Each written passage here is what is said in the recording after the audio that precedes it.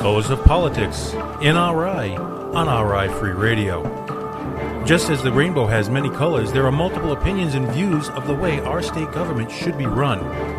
Let us be to the point and deliver the truth. It is time to break down the colors of politics. Welcome to Colors of Politics on RI Free Radio. And you can find us on Facebook and Twitter at Colors of RI. Be sure to message us. Let us know. Do you hear a topic? Do you want us to discuss it? You want us to interview?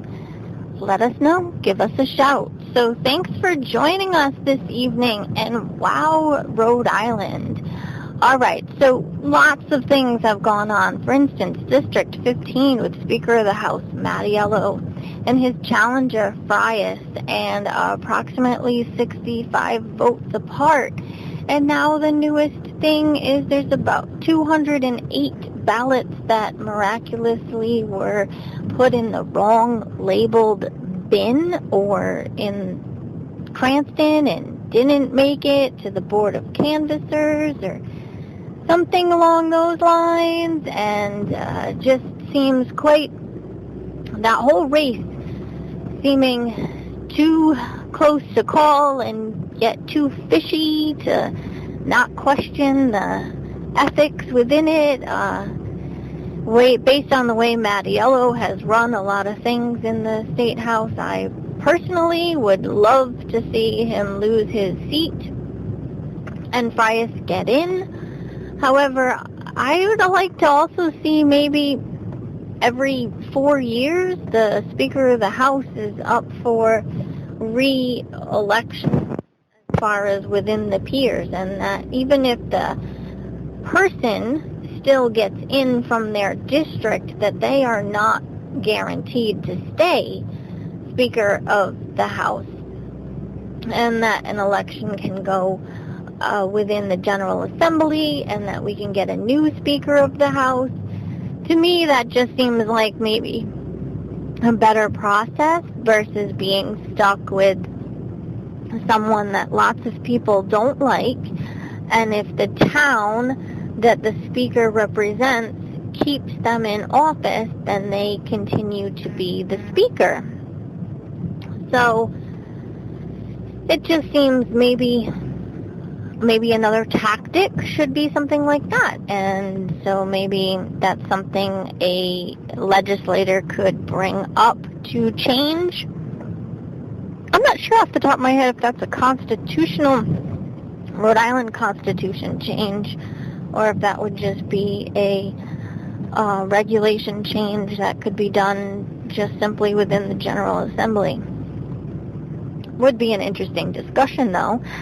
And I would love to see what that happens. But my fingers are crossed that one way or another Frias comes out on top and Mattiello does lose his seat, but it doesn't look like that's actually on the horizon at this point. But going from Mattiello to his buddy Gina Raimondo and her recent rantings of whatever in private meetings, and so now there's private meetings and discussions and all about protecting these illegal immigrants that are here or undocumented, whatever the way that people prefer to word is. And personally, I think Gina does a horrible job at everything that she does. But now we're talking about possibly taking from the income tax of the wealthiest section of Rhode Island residents and raising it a little bit, and then just basically having a little fund to fight with in protection of these undocumented people.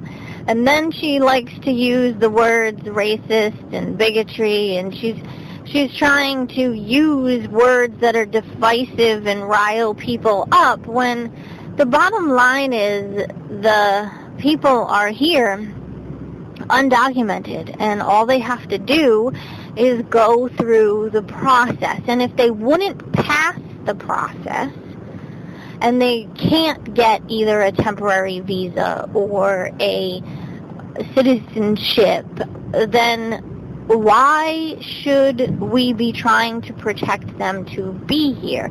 If they wouldn't pass what is the way that we say and we have regulated for how to be a member and a part of this country and citizenship or temporary visa, why are we trying to protect that? Why are we trying to purposely protect things that are against the law? I mean, if they're not legal here, then a good portion are not, also don't have Social Security numbers and therefore don't have paychecks on the table that pay into the system, and they're not contributing to the system that they are taking from. Now, not all of them. I'm not trying to group all of them, because I do know that some of them do contribute.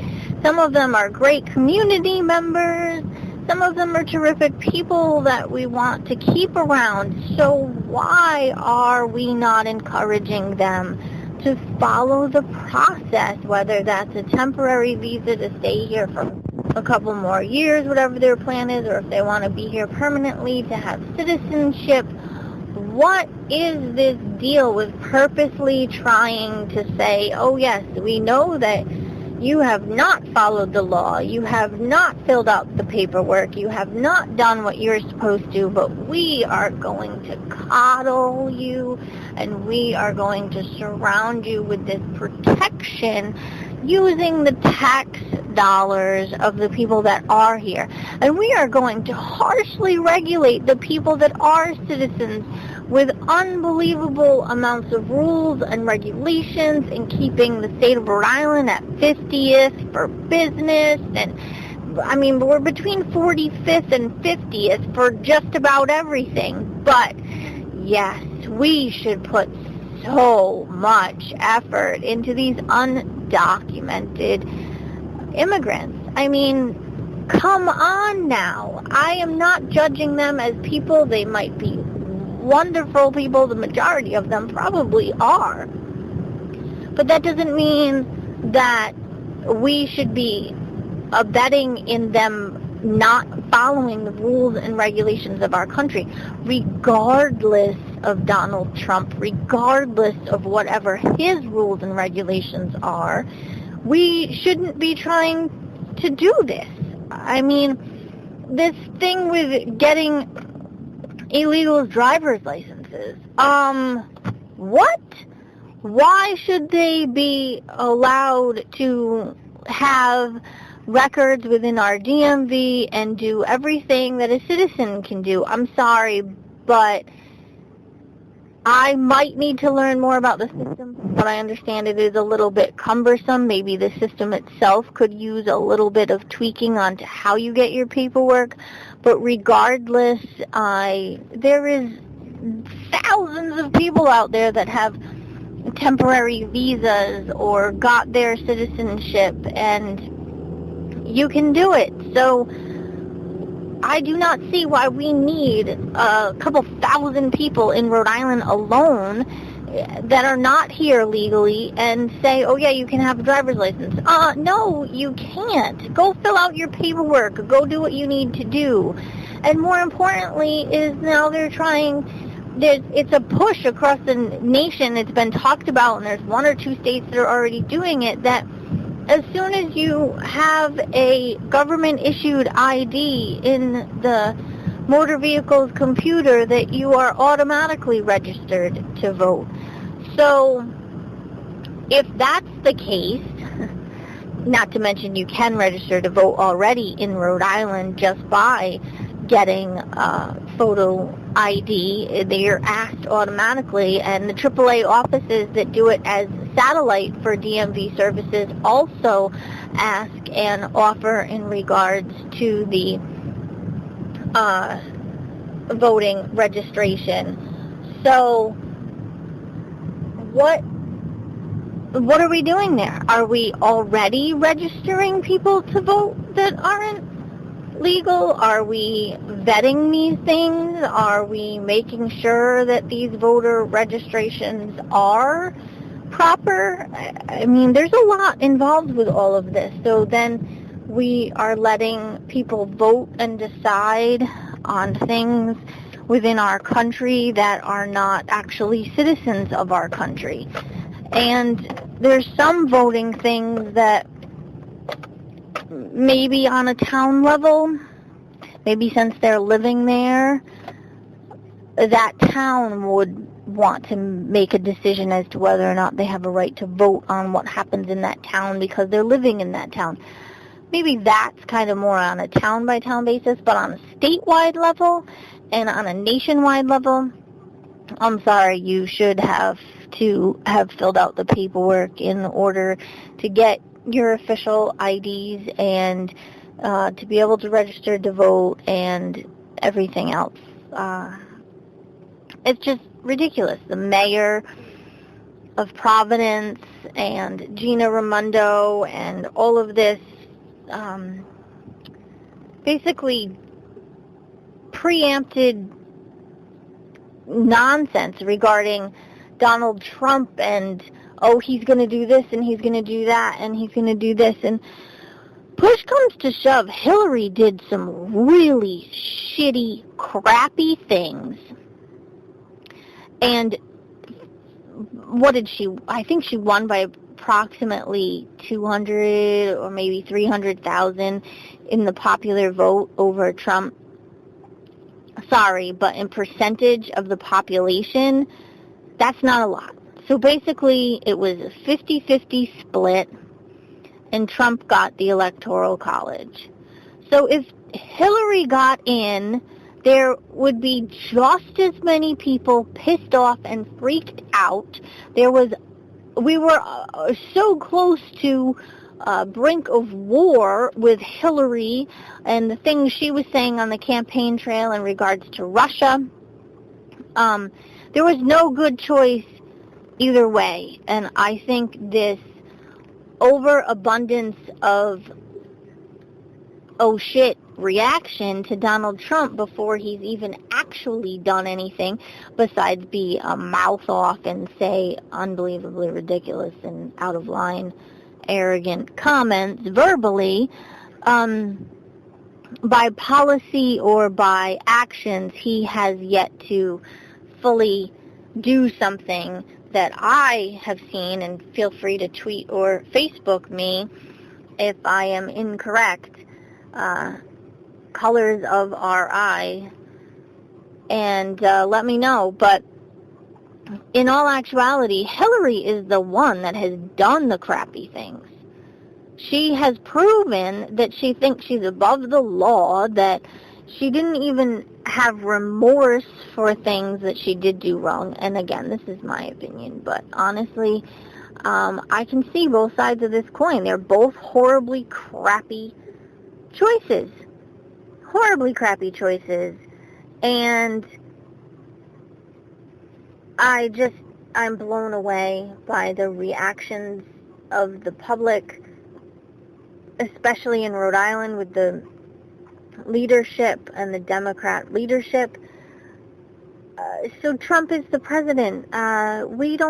This is not an automatic, oh crap, everything. I mean, we still have a Congress. We still have a process. And yes, there is the executive order option that, in my opinion, Obama took advantage of and did way more than he should have done, and ridiculousness like the newest one on November 4th. You should really go check out his November 4th executive order right before the election and how that helps with a globalization agenda. And I see absolutely no reason that needed an executive order. Again, abuse of power. So I don't see the Democratic leadership going up in arms that their Democrat president is not vetting the executive order the way that it's supposed to be used for emergency purposes and for things that need fast track for the better of the community and the citizens, and that it's something that needs immediate attention. He's used them willy-nilly over things that do not need to have an executive order. And yet, nobody's flaring up in arms from the Democrat leadership in Rhode Island about that. But we're going to flare up in arms just because Donald Trump became the president-elect and hasn't yet done anything specific. And as we all know, presidents on their campaign trails, they say an awful lot and they make an awful lot of promises, and many times they don't follow through on them. Again, Obama, he liked to say he was going to do this, that, and the other thing, protect this, or how about the food labeling, GMOs? He said that, of course you should know what's in your food, and of course you should have it labeled, and then push came to shove, and he signs an act that actually protects against that happening, and for GMOs to not be mandated labeling. And now we have the Supreme Court in Hawaii also saying that there's certain counties that want to want to mandate GMO labeling in counties, and the Supreme Court says they can't. So, I'm sorry, where is the logic in this? We're saying that consumers don't have the right to know what they're purchasing, and that we can protect the corporations over the people. I mean, this is food. This is stuff we're ingesting. These are things that are going into our bodies. Oh, but that's not important. Yeah, let's protect the corporation on that one.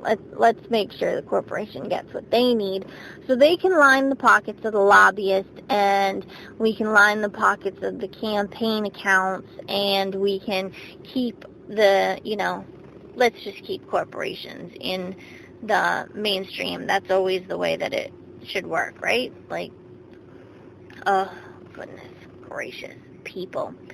So back on Rhode Island, we have already having so much fun, and the election was just 2 weeks ago. It's just ridiculous. Just ridiculous what's going on in Rhode Island. And I see on Facebook and on social media all this absolute, hatred towards Trump. But during the campaign, it was love Trump's hate, and, fight hate with love. And then he gets elected, and everybody that wanted to fight hate with love is the ones full of hate, or at least that's how it appears on social media. It's just really unbelievable. The bottom line is he was elected. He was elected fair and square by the process, and yes, he said some things that were out of line, and he said some things that weren't nice or right, but it was words, and I'm sorry, but words do not make the laws and make the regulations. So I understand how they are insulting, how they are infuriating, how they are even possibly scary to certain demographics. But it is jumping the gun assuming that there will be policies or regulations created to go against particular races or religions or groups of people. The only thing that he has specifically stated that he wants to work in regards to making steps towards is the border and the undocumented immigrants and basically booting them out. I'm sorry that I don't think, we should necessarily kick them out by the tens of thousands. I think we should evaluate the process by which it takes them to become citizens, but I don't see why we should have a problem with addressing the fact that we have a huge abundance of people in this nation that are not here on a temporary visa or on citizenship.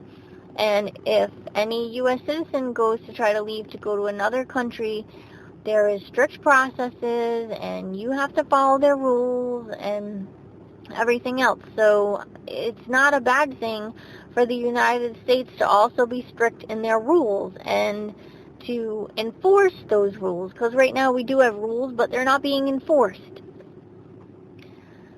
It's not racist, and it's not bigotry, and it's not sexist to feel that you should follow the processes and become either getting a temporary visa or becoming a citizen, or by some way, shape, or form begin the paperwork process. And it is my understanding that as long as you have started the paperwork process, you can stay. Like, you're not expected to go. You're looked at as you are trying to follow the regulations and follow the rules, and therefore you can stay through your process.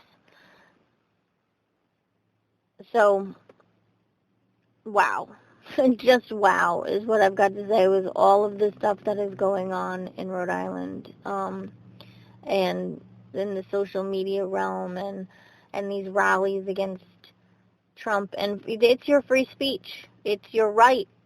Speak up, be loud. I do it. I'm an activist. I totally respect making noise and stating what you believe in and doing it full bore. Again, you're listening to Colors of Politics on RI Free Radio, and you can listen with the TuneIn app and selecting RI Free Radio. You can listen to rifreeradio.org, and you can find us on Facebook and Twitter at Colors of RI. And tonight we're discussing some of the craziness happening in Rhode Island as far as all these different topics just in 2 weeks since the election, and illegal immigrants, and this governor and mayor of Providence, and talking about protection and rallies against Trump, and then people trying to make the division worse, in my opinion, by just consistently talking about racism and bigotry and sexism and all of these things, and then attacking each other and stating that, anybody who voted for Trump supports this, and this, or anybody that, voted for Hillary supports this, and this. Guys, no, that's not even realistic. Your opinion of a candidate is not everybody's opinion of a candidate. So somebody that voted for somebody could have voted for them because of two specific issues that were really important to them. And, for instance, one big one that separates Trump and Hillary is pro-choice versus pro-life. And if that is one of somebody's big issues to vote on, that might decide regardless of other issues. And yes, there is many thousands of voters out there that have 2 or 3 big things that are important to them, and that's what they're going to vote on. And so if Trump made those 3 main points and got them to what somebody wanted and Hillary did not, well then the rest of Trump's nonsense are not going to matter to those voters because they are voting on their 2 or 3 important issues. And whether the rest of you like it or not, that's their right. And it's extremely normal because a lot of people do not vet a candidate on every single one of their topics and every single one of their issues. They will vote on their 2 or 3 most important things that they hold dear. So stop being so divisive out there. We are where we are with President Trump as our elect. Stop attacking each other. We're going into Thanksgiving. I really hope as you eat around the Thanksgiving table that you respect the fact that everybody can vote how they want, and your opinion of what is right and what is wrong and what was important and what wasn't important and what somebody else should look at or should not look at is not the final tell-all. We all have to live this together. We all are either still family, friends, neighbors, co-workers, colleagues. We have to go through it all together regardless. So dividing based on who voted for who or calling people names based on who they voted for, Democrats hating Republicans, Republicans hating Democrats. I'm sorry, but I cannot even fathom the complete and total party loyalty. There's good people in all sides of the spectrum, and there's crappy, crooked politicians on all sides of the spectrum. When you look at Rhode Island specifically, the top leadership in Rhode Island is Democrats. And the major problems that Rhode Island has is, for years, has been documented having to do with the Democrats. So in Rhode Island, I can see a lot of why there would be animosity against the Democrat Party. But you have to remember that is those leaders, that is those people. I have great friends that I love to death that are die-hard Democrats, and they're proud of it, and I love them to death. I think they're great people. But I personally think that the leadership of the Democrat Party in Rhode Island is horrible. So it's not Democrats as a whole, and so we need to stop being so divisive. So much of this, like Democrats against Republicans, Republicans against Democrats, and then you have the Libertarians and the Green Party now in there, and I see a lot of the Democrats going towards the Green Party, and it's just because of divisiveness, and they're so mad at the DNC and Hillary and how Hillary went against Bernie and cheated him out, and all of this. And I think Bernie's really good at rallying people together, and he did a great job of waking a lot of people up to the corruption within the system. I personally did not agree with his platform and didn't personally support him, but I don't think as a whole he's a horrible person, but I wouldn't have personally voted for him. Just remember, guys, we are in this together, and all of this stuff, and on the Democrat Party, and Gina Raimondo and her Let's Protect the Illegals here, and all of this, work together. Where's the real issue? Are there so many of them because our process to become a citizen is so incredibly difficult? I don't really think it is. But is that part of it? Do we need to look at that? How about let's be productive in the processes and stop being divisive and stop stating everybody who voted for Trump is racist or bigotry or this or that, or then you have the other side of the liberals are doing this, and the liberals are crybabies, and come on, guys.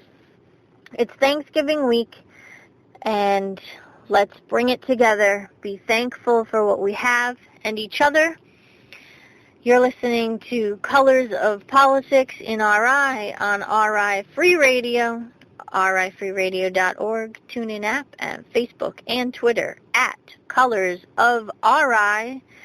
And I hope you enjoy your holiday. This has been an interesting topic and week happening in Rhode Island. Have a good night.